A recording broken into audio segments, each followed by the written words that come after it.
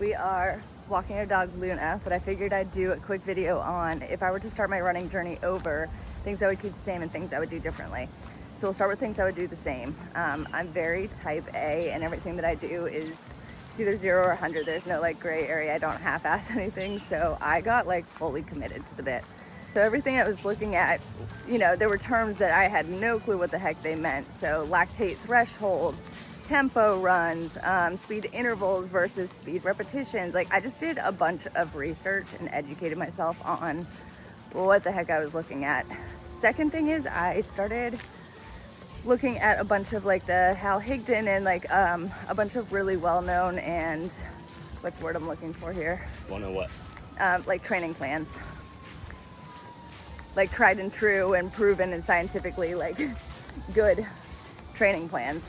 And so that's what I started looking at and at least following for the most part. Each week I would add 1 mile onto my long run for the week. So I think I did that pretty well.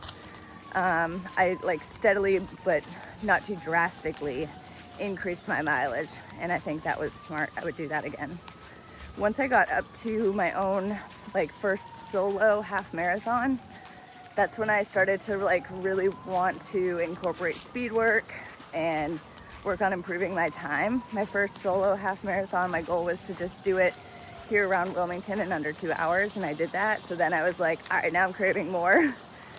So I went to ChatGPT and had it create, you know, a training plan.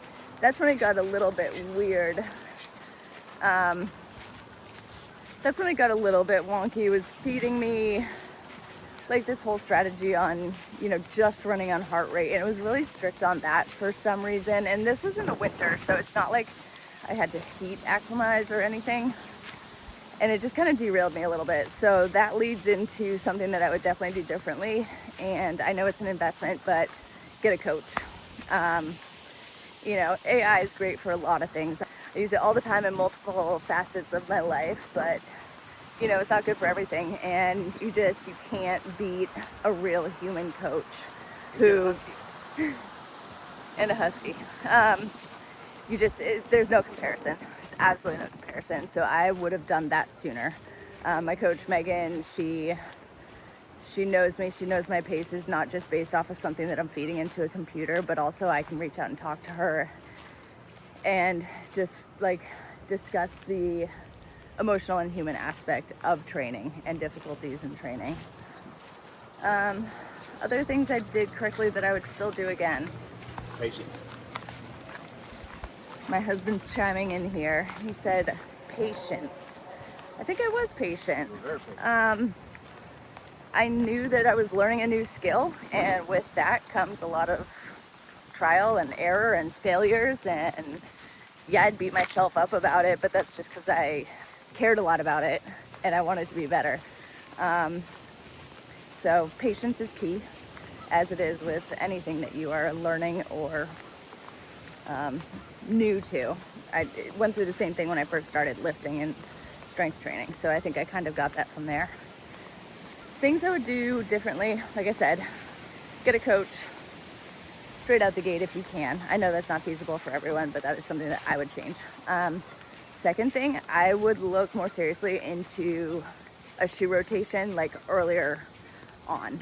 I think I had one pair of shoes that I was running in for probably the first couple of months until I finally caved and bought like a speed shoe. And I literally bought it based on a colorway that I liked, and not by going to a store and actually trying them on, because, you know, that'd make way too much sense. All right, lost my train of thought there because Luna saw her friend next door. Shoe rotation. So I was running in like one pair of shoes, and I think they had a really good, decent amount of mileage on them for a while. Finally got a second pair of shoes, and I got all excited doing my research as usual, and I was like, oh, I'm gonna get some speed shoes, and I purchased solely on like my favorite colorway instead of actually going to the store and trying them on and making sure that they fit me properly and that I liked them. So would do that again, and would also incorporate more shoes way earlier on, just reduce the chance of injury. We were just trying to think of the word for, or the phrase like analysis paralysis. Randy's just sitting there going, paralyzed from something. I'm like, oh, analysis paralysis. Yes, I definitely get analysis paralysis, especially once I switched from Apple Watch to like, I've got my Coros, and it gives you such in-depth data, which I love. Like I said, I'm type A, I'm a data nerd. I love documenting everything. I journal a lot. I do habit trackers. Like, I'm just someone who loves to be able to see the data. And analysis paralysis was something that definitely took a hold of me. But again, that's something that I kind of just do naturally with a lot of my life. So I guess that's kind of the norm. But I guess setting the expectation in my head that I should progress really quickly, and that if I'm not still ramping up, that I must be plateauing, or I need to switch things up immediately, which is not the case. Success is not linear. We all know this, but in practice, it's obviously different than it is in theory. So, you know, these dips and dives are just part of what comes with, again, learning something new and just new territory, new sports, and pushing yourself in a way that you've never done before.